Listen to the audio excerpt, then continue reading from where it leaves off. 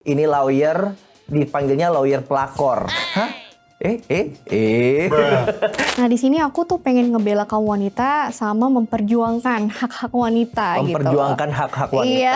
Ada historical keluarga dari pengacara atau siapa? Gak ada sih sama sekali. Orang di belakangnya. Boleh dong di-spill salah satu kasusnya gitu ke kita yang membuat seorang Fanny kayaknya ngerasa, iya gue harus bantu nih orang. Jadi lo mau bilang sebenarnya orang yang jadi pelakor tuh karena tuntutan hidup. Lo di pihak yang mana nih? Di pihak istri sah. Oh, pihak istri Iya, sah. di pihak pelakor juga pernah. Jangan pernah takut untuk bersuara. Karena perempuan sekarang itu tidak lemah.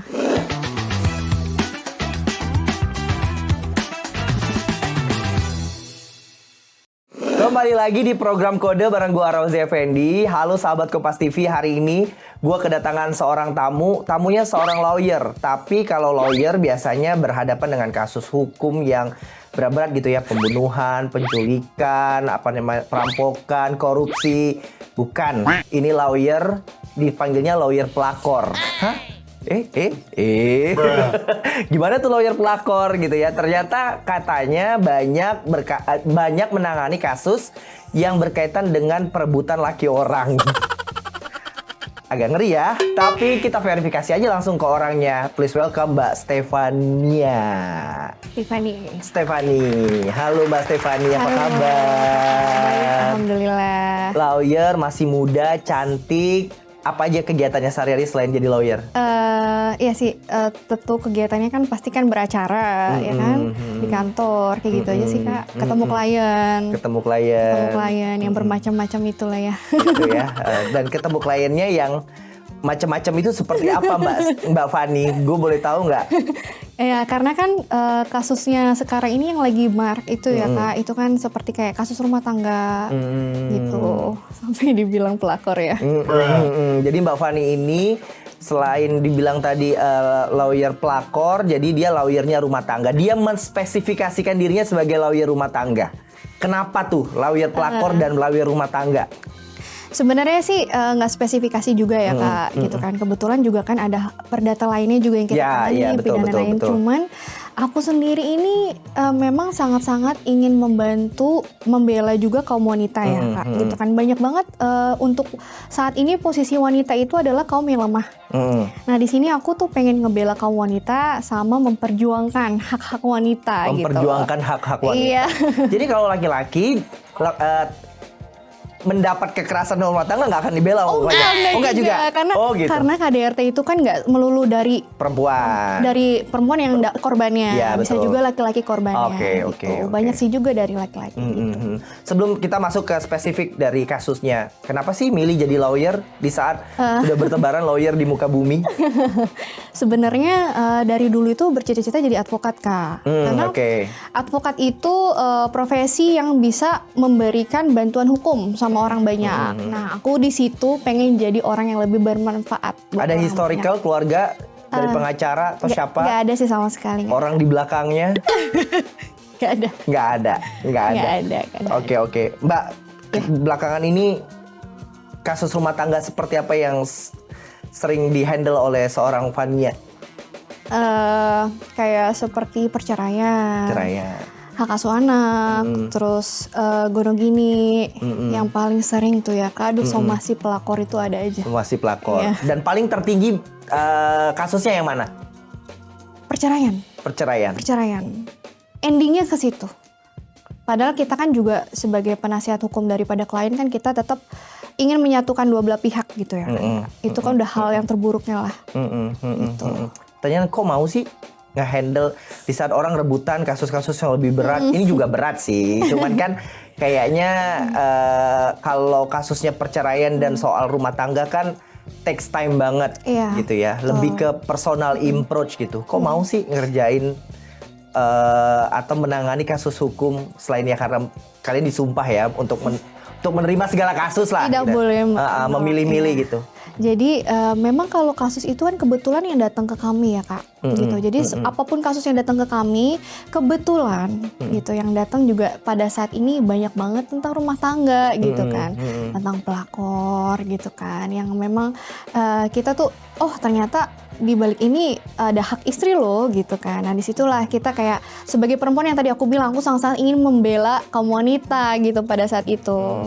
Karena kan nggak cuman sekedar kayak maksudnya kalau menggoda gitu, tapi hak-hak istrinya bener-bener dimanipulatif gitu loh Kak. Jadi kan di sini ada istri, ada anak-anaknya. Bagaimana caranya aku bisa melindungi gitu, memberikan bantuan hukum kepada para kaum wanita ini yang tersakiti gitu. Boleh dong di-spill salah satu kasusnya gitu ke kita yang membuat seorang Fanny kayaknya ngerasa iya gue harus bantu nih orang. Iya ada, jadi maksudnya untuk kasus rumah tangga ini kan kasus tertutup ya Kak. Aku kan bakal cerita yang sebagian sebagian besarnya aja. Ya kita nggak usah spill ininya lah korbannya, kita spill ceritanya aja. Oke. Jadi ada yang menurut aku gitu ya Kak. Jadi ini istri sah gitu kan, udah punya anak 3 nih yang paling parah gitu kan. Tapi akhirnya dia diusir gitu kan. Diusir sama suaminya. Nah yang kedua nggak diberikan nafkah, sedangkan anaknya masih kecil-kecil. Lalu statusnya tapi masih jadi istri saya. Statusnya masih menikah di situ. Nah, di sini kan beliau ini curhat gitu tadinya kan lewat Instagram gitu kan. Oh, kok gitu ya gitu sampai diusir sama suaminya gitu kan. Nafkah anak pun nggak ada gitu kan. Tempat tinggal pun nggak ada. Akhirnya mereka tuh ngontrak di kontrakan gitu kan dengan 3 anaknya. Itu kan kayak kemana tuh lakinya kalau boleh tahu? Itu bawa si pihak ketiga ke dalam rumah. Dan itu kayak memposisikan gimana ya caranya itu aku bisa membantu si ibu ini gitu kan, yang tadinya memang kan nikah secara negara Kak, mereka ini, dan bawa 3 anak kecil, 3 anak yang 2 itu balita, yang 1 memang sudah mau SMP gitu kan. Bagaimana endingnya? Endingnya Kakak tahu endingnya gimana? Karena memang laki-lakinya ini kebetulan kan kerja di pemerintahan. Akhirnya kita damaikan kedua untuk sebenarnya aku kirim dulu bersurat kepada suaminya ini gitu. Akhirnya suaminya mau diajak klarifikasi dan bertemu dengan pihak istrinya, dan sampai saat ini itu hal yang paling aku ngerasa bangga juga ya bisa ketemu sama bapak ibu ini gitu. Mereka damai sampai saat ini. Akhirnya damai. Dan perempuan yang pihak ketiga gimana? Pihak ketiga ini kebetulan kan dari diajak damai juga dan hidup bersama-sama. Sebuah plot twist saya enggak. Jadi aku pun nemuin si pihak ketiga ini. Ya nemuin maksudnya ada apa sih gitu. Ternyata memang gini loh Kak. Pada dasarnya itu kan wanita itu jarang ada yang mau dimadu ya. Tapi kenapa pertanyaan dari DM netizen tuh kenapa ya kok jarang ada yang mau dimadu, tapi perempuan itu banyak yang pengen jadi pelakor. Kan itu sama-sama dimadu kan, sama-sama diduakan gitu. Cuman kan niatnya beda. Kayak seperti yang pihak ketiga ini, dia ini kan memang ada yang dituju hartanya gitu buat kebutuhan hidupnya, untuk gaya hidupnya gitu kan. Sedangkan si perempuan jadi lo mau bilang sebenarnya orang yang jadi pelakor tuh karena tuntutan hidup. Gitu. Nggak tahu juga karena belum jadi pelakor. Atau jangan-jangan emang bakat aja jadi pelakor gitu. Ya mungkin iya ya. Kan? Mungkin orang kesel ya gitu denger kayak nih ada keluarga harmonis gitu kan, yang lagi namanya nikah siapa sih kayak yang mau bercerai gitu kan. Betul. Akhirnya, apalagi kalau punya anak ya. Betul. Sudah punya anak. Dan itu anaknya masih bayi loh Kak. Kita kayak lagi gibah online ya Kak. Ya, jadi anaknya ini masih bayi, usia itu sekitar 6 bulanan ya. Yang paling kecil 6 bulan sampai 7 bulan. Fanny, jadi pengacara kan sebenarnya harus apapun kasusnya ya. Betul. Tapi harus ikut mendalami kasusnya, berada di tengah orang-orang yang berkasus gitu kan.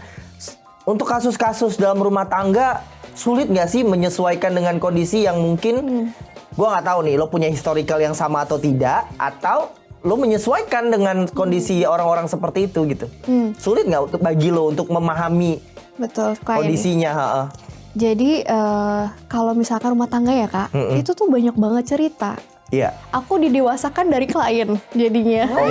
Jadi banyak cerita yang memang aku sendiri nggak pernah tahu gitu dari klien. Tapi kita harus standby Kak, karena kan maksudnya masalah rumah tangga itu nggak kayak masalah yang biasa ya, bisa jam kerja dia nelpon gitu. Sekarang kan jadi pengacaranya juga, jadi teman curhatnya juga gitu. Betul. Jadi menenangkan hatinya juga, jangan sampai nanti emosi kirim chat yang menghina itu nanti kena pasal dan lain-lain gitu kan. Jadi kita lebih kayak memberikan advice juga ke ibu ini, dan ceritanya ya udah kita kalau kakak bilang gimana cara menempatinya gitu. Mengalir aja lama-lama jadi ini jadi udah jadi teman curhatnya gitu. Tapi kalau kesabaran lo setipis itu lo nggak cocok guys. Karena lo nggak bisa dengar omongan orang yang udah di luar jam kerja, lo curhat lagi masalah hidup lo. Masalah hidup gue juga banyak gitu ya. Tapi lo nggak gitu ya? Enggak, selalu tanggepin kok. Jadi apa tantangan terberatnya? Lebih berat jadi mana? Jadi lawyer. Lo kan juga pernah jadi lawyer corporate ya, maksudnya iya, membela masalah dan masih juga sebenarnya. Kalau lo disuruh milih, lebih prefer jadi lawyer yang ngurusin masalah kayak utang piutang, kontrapretasi dan lain, terus atau jadi lawyer rumah tangga kayak gini? Disuruh milih ya kak? Iya. Aduh bingung ya. Sebenarnya sih kan kita nggak boleh milih ya, boleh milih, semua kasus betul. Semua kita bawa. Cuman kalau masalah rumah tangga ini kan lebih ke arah ke private banget, jadi waktuku juga lebih private buat mereka gitu. Jadi ya lebih hitung-hitung ngebantu sih kak dengan curhatnya dia. Iya. Fanny lo kan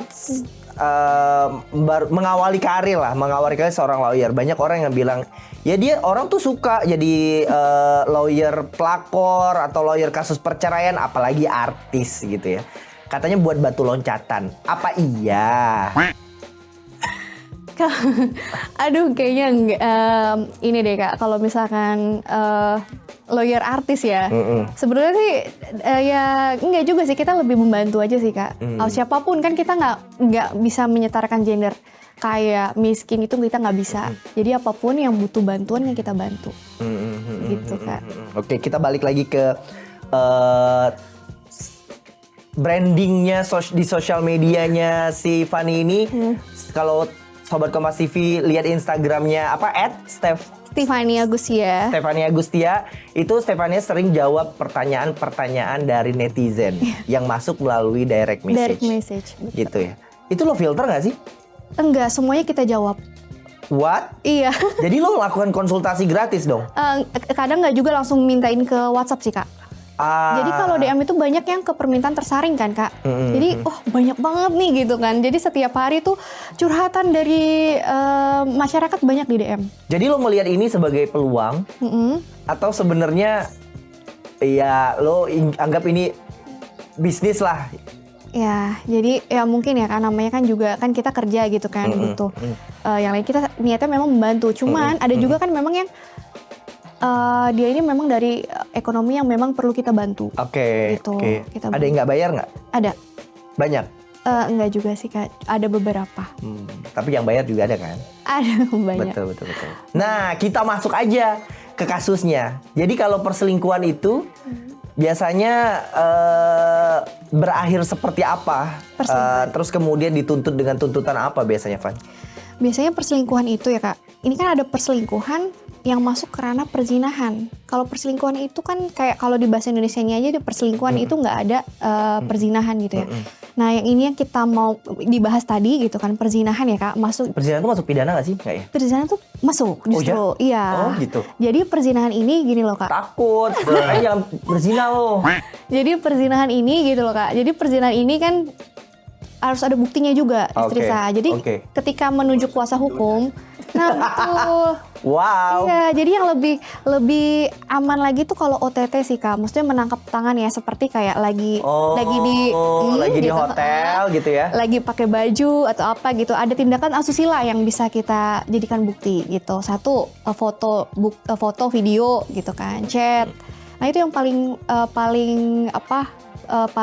tepat banget tuh yang pas ketangkap lagi perbuatan asusila. Jadi maraknya kasus penggerbekan di hotel-hotel itu ya sebagai bukti ya. Betul. Sebagai pencarian alat bukti. Betul. Dan untuk itu kami laporkan ke kepolisian di mata hukum untuk dijadikan alat bukti. Justru itu untuk dilaporkan pidananya di pasal 284 itu. Jadi kan gini kan, prosesnya rumah tangga ini, gue masih, karena gue bukan orang hukum ya. Kalau prosesnya perceraian kan di pengadilan agama. Tapi kalau zina ini di pengadilan. Kalau perzinahan ini kan kita laporkan secara pidananya, Kak. Oke. Pidananya. Jadi, dan lapornya itu kita juga cuma misalkan gini, ada istri. Pasti kita kan ngasih tahu dulu, kayak layaknya orang mau bercerai kan gitu. Ibu ini yakin mau bercerai? Ini kita tanyakan juga.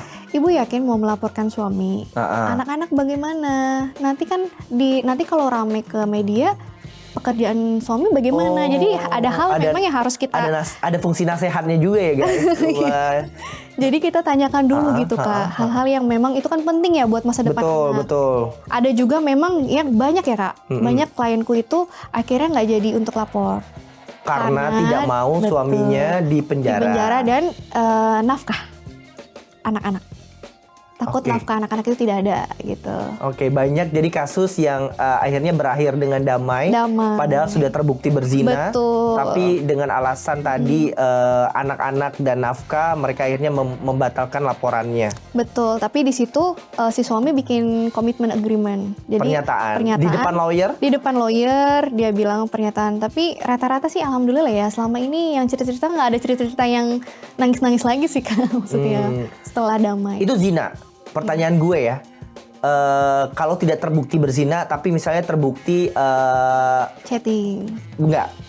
Gue, kalau gue punya simpenan, gue transfer duit ke simpenan, memberikan nafkah kepada simpenannya. Itu termasuk pidana nggak? Nah sebenarnya gini ya Kak, itu kan masuk ke dalam, ini kan suami orang ceritanya. Ya. Ya, itu kan di suatu pernikahan itu ada hak istri, harta bersama. Nah sini sudah dijelaskan gitu kan.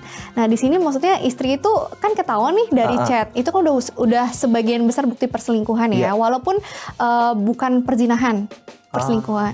Nah itu bisa didamaikan sih Kak, bisa didamaikan. Maksudnya ini gimana nih gitu kan? Kamu tapi kalau gue nggak mau damai gimana? Si suami.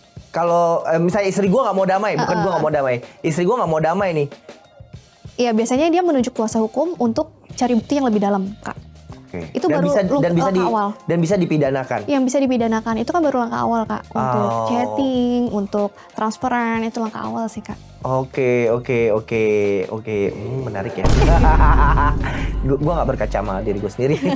Gue cuma mengandai-andai nih, Sobat Kompas TV ya. Ya oke.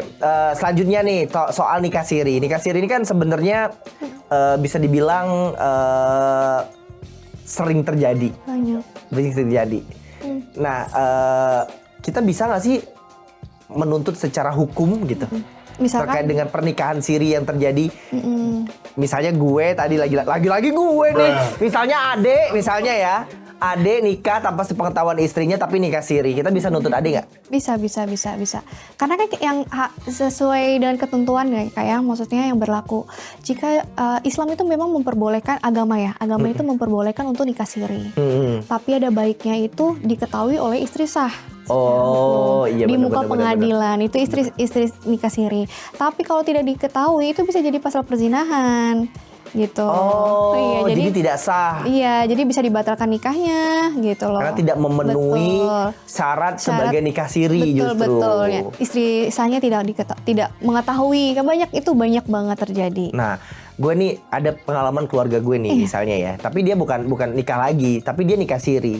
Orang nikah siri itu terus kemudian dicerai, menuntut harta gono gininya. Boleh nggak dituntut harta gono gini? Kalau nikah siri sih nggak bisa Kak. Nggak ada ketentuan secara hukum ya. Apalagi kan maksudnya gono gini itu kayak misalkan kayak anak, memang punya anak gitu dari punya anak gak?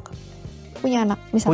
Punya anak. Nah kalau punya anak itu kayak sesuai ini aja keikhlasan untuk ini ya waris ya jatuhnya. Iya itu jadi kayak buat maksudnya kayak untuk nafkah anak bapak anak aja gitu loh. Tapi untuk menuntut macam-macamnya sih nggak bisa. Nah, kita balik ke pelakor ya. Ini jadi gue yang konsultasi nih, biar banyak ilmunya Sobat Kompas TV, biar kalau ada apa-apa Sobat Kompas TV juga bisa langsung tanya ke Stefania Agustia. Soal menghadapi pelakor, kadang-kadang kan orang itu lebih gampang ngelapor ke sosial media ketimbang ke lawyer dulu atau ke polisi atau kemana lah soal terjadi perzinahan dan lain. Terus kemudian upload di sosial media. Itu kemudian malah justru orang yang ngelapor kena pasal-pasal undang ITE gitu kan. Dan pencemaran nama baik bisa lah gitu-gitu. Pernah nggak lo ngadepin masalah seperti itu? Pernah banyak juga, ada beberapa juga gitu. Lo di pihak yang mana nih? Di pihak istri sah. Oh, pihak istri sah. Di pihak pelakor juga pernah. So, bagaimana lo? Gue mau tahu nih point of view lo di kedua-duanya seperti itu. Jadi, apa yang lo lakuin? Jadi kalau di pihak istri sah itu kira kita, aduh ini kok postingannya menghina kan, sedangkan di ITE itu sudah menyebutkan kan tidak boleh menyebutkan nama, menghina gitu kan. Sedangkan kita aja selalu diduga gitu loh. Kita selalu bikin klausul ke lawan tuh seperti itu gitu kan. Tapi ini dengan terang-terangan, jadi akhirnya dilapor, ya udah kita dampingin aja. Pada endingnya akhirnya mediasi gitu, damai gitu. Akhirnya semuanya mereka damai, cabut laporan. Gitu. Gue lihat dari tadi si Stefania ini cocok jadi pendamai ya. Tapi bagus, it will be nice gitu. Jadi kayak melakukan usaha damai terlebih dahulu ketimbang usaha-usaha yang lainnya. Langkah hukum lebih lanjut. Langkah hukum lebih lanjut gitu. Tadi soal yang tadi belum selesai nih soal ITE. Jadi menurut lo seorang pengacara, kasih tips dan trik lah ke sahabat Kompas TV. Jalan yang benar atau enggak lo lapor dulu di sosial media? Enggak. Jadi kalau misalkan gini, lebih baik jangan lewat sosial media ya Kak. Karena maksudnya dari 2 jempol ini bahaya loh. Banyak banget yang laporan kita dampingi gitu kan. Nah jadi kayak bikin foto, ini loh dia si Dewi gitu. Ini pelakor suami saya itu banyak banget gitu loh. Contohnya seperti itu. Nah itu pasti kita kan, aduh ini kok kena banget nih gitu kan UTE-nya. Nah di situ si pelakor akhirnya kan nyerang balik karena dia ada penghinaan gitu kan. Bener-bener di sosial media gitu kan. Kalau di grup WhatsApp pun kan, kalau misal ada ketentuan juga ke grup WhatsApp kan nggak disebarkan. Jadi nggak bisa disebarkan. Kalau cuma sekedar private kan kita tetap nggak bisa pencemar nama baik. Nah ini kan disebarkan ke media sosial. Lebih baik maksudnya. Saranku gitu kan. Lebih baik ya kalau memang butuh pendampingan kuasa hukum gitu kan. Lebih baik ya didiskusikan aja sama lawyer. Jadi langkah yang lebih baik dan aman itu bisa dapat advice dari lawyer. Dari jangan sampai maksud tujuan lu untuk sanksi sosial, tapi malah justru dapatnya sanksi hukum buat lu sendiri gitu ya. Itu ada cara yang lain pokoknya. Ada cara yang sendiri. Meskipun orang suka yang instan gitu ya. betul. Oke. Mbak, ngomongin soal kasus perceraian juga. Ini jadi banyak banget pertanyaan gue ya. Nggak apa-apa deh ya, nggak apa-apa ya. Mumpung Mbak Fani lagi di sini. Iya Pak. Kalau kita udah nikah, kalau kita sudah cerai terus kita menikah lagi gitu, tapi kita masih memberikan nafkah kepada ex-istri, mantan istri. Salah atau enggak? Kan ada anak ya. Kalau ada anak kan nafkah. Kalau nggak ada anak? Kalau anak enggak sih, ada nafkah-nafkah, beberapa nafkah aja yang harus dipenuhi, tapi enggak sampai maksudnya enggak sampai setiap bulan gitu, enggak. Ada beberapa anak, jadi kayak ada nafkah idah gitu kan, nafkah muta dan lain-lain. Jadi cuma beberapa bulan aja. Kalau yang belum ada anak, tapi kalau udah ada anak kan itu udah kewajiban.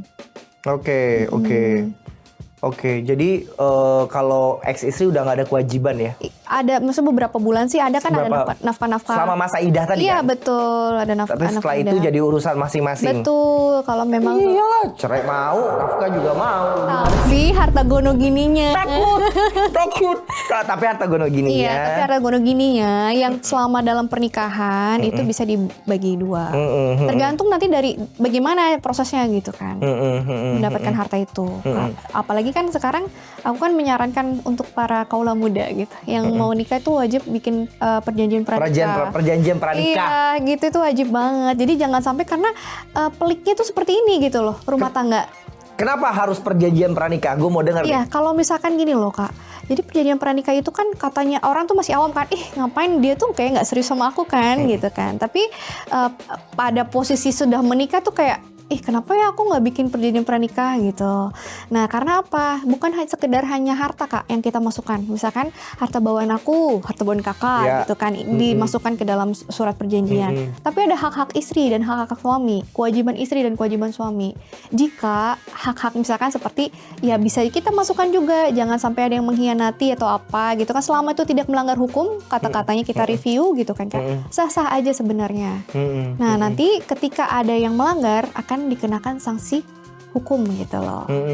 Gitu bisa juga. Jadi tapi bukan jadi sebagai simbol pesimistis terhadap sebuah keberlangsungan pernikahan ya? Enggak. Menurut lo? Jadi mungkin orang di luar sana tuh mikirnya gini, udah pasti cerai nih bikin prenup tuh. Iya. Pasti gitu kan. Apa biasanya kan kayak kalau keluarga tahu ngapain lo nggak yakin lo bakal berlanjut gitu. Nggak yakin sampai kakek nenek kan. Iya gitu. betul. Karena Indonesia ini masih belum terbuka gitu kan. Tapi pas udah di pernikahan itu kan banyak masalah lagi Kak. Masalahnya nggak kita cuma tidak tahu permasalahan apa yang akan timbul. Nggak cuma sekedar harta bawaan. Tapi perjanjian pranikah ini berlaku untuk kedua belah pihak saja atau dengan keluarganya juga? Nggak, kedua belah pihak saja. Kalau berkaitan dengan keluarga bisa nggak? Iya kan. Karena kan perceraian konon katanya juga disebabkan oleh keluarganya. Itu banyak, karena kan gini Kak, polemik rumah tangga itu nggak cuma sekedar ekonomi, nggak cuma sekedar pelakor, tapi bisa jadi mungkin pihak ketiganya itu dari mertua, dari ipar, adik ipar, kakek ipar, itu banyak gitu. Jadi maksudnya menikah itu kan nggak cuma sekedar dua insan yang bersatu, tapi dua keluarga yang bersatu. Itu bisa jadi polemik juga rumah tangga di kedepan hari. Oke. Jadi buatlah perjanjian pranikah, guys. Bisa. Tapi bukan berarti lo pesimis sama hubungan lo, tapi lebih kepada antisipasi setelahnya. Bagus sih, ya. Tapi kalau friends with benefit nggak bisa buat perjanjian. FWB. Iya, FWB nggak bisa ya. Apalagi living together nggak bisa. Ya harus nikah dulu secara sah gitu ya. Ini ada pertanyaan juga nih dari titipan dari kreatif di depan ya. Kalau suami utang katanya, apakah itu jadi tanggung jawab seorang istri juga? Dalam rumah tangga ya Kak, selama dia nggak bikin perjanjian pranikah, jadi apapun itu ditanggung bersama. Selama dia tidak bikin perjanjian pranikah. Berarti di perjanjian pranikahnya harus mencantumkan bahwa kalau ada terkait dengan utang piutang bukan menjadi tanggung jawab. Bisa juga dimasukkan. Oh gitu. Dan kayak misalkan kayak suami ini kan mengutang KPR gitu kan. Ada juga yang istri polemik rumah tangga tuh macem-macem gitu ya Kak. Misalkan aku tuh uang bulanannya berkurang banyak karena bayar cicilan KPR. Jadi memang istri ini tidak mau menanggung. Padahal kan dalam masa pernikahan utang piutang itu jadi tanggung jawab bersama. Gitu. Oke. Detail juga ya ternyata perjanjian pranikah ya. Gue baru tahu nih. Oke, mumpung belum nikah maksud gue. Nanti abis ini Ade buat draftingnya. Oke,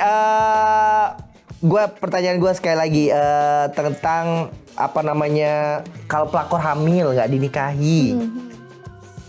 Iya, jadi misalnya kalau pelakor hamil nggak dinikahi itu pasti kan apa dijanjikan nikah gitu sama si. Wajib nggak dinikahi?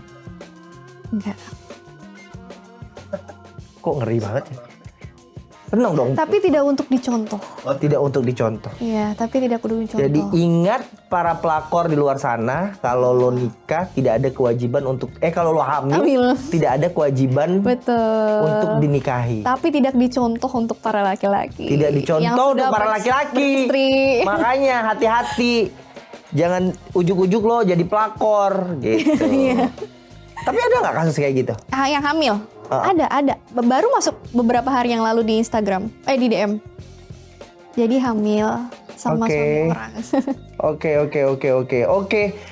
Kayaknya banyak sekali ya pertanyaan. Kasihan Mbak Fani kalau banyak pertanyaan nanti nggak ada yang DM lagi. Tapi lo mau kasih nasihat apa nih? Kalau sekarang kan lagi banyak kasus perceraian, betul. Banyak tadi kasus pelakor juga, utang piutang gitu terhadap keluarga permasalahan keluarga di negara kita yang tercinta ini. Iya, utang piutang sih banyak tuh Kak.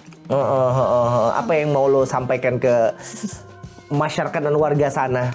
Kalau untuk para perempuan, kaum wanita gitu, jangan kita selalu ada di posisi kaum yang lemah. Tapi kita harus berani speak up apapun yang terjadi, even itu KDRT gitu kan. Terus gitu hak-haknya yang misalkan suami tidak memberi nafkah, tapi dia pun anak di rumah juga nggak ada yang, itu banyak banget ternyata Kak. Jadi istri tuh jadi tulang punggung keluarga, anak pun tidak ada yang ngurus di rumah. Karena memang kesulitan untuk membayar orang di rumah gitu kan untuk menjaga anak-anaknya. Jadi jangan pernah takut untuk bersuara, karena perempuan sekarang itu tidak lemah. Gitu. Jadi speak up guys. Jadi speak up dan aku ada untuk wanita di Indonesia. Wah, keren. Terima kasih banyak Mbak Stefania udah datang ke studio digital Kompas TV. Nanti kita ngobrol-ngobrol lagi. Saya boleh Mbak konsultasi di Instagram? Boleh ya? Boleh ya? Boleh. Ya. Jangan lupa Sobat Kompas TV untuk saksikan konten kode lainnya. Sampai jumpa.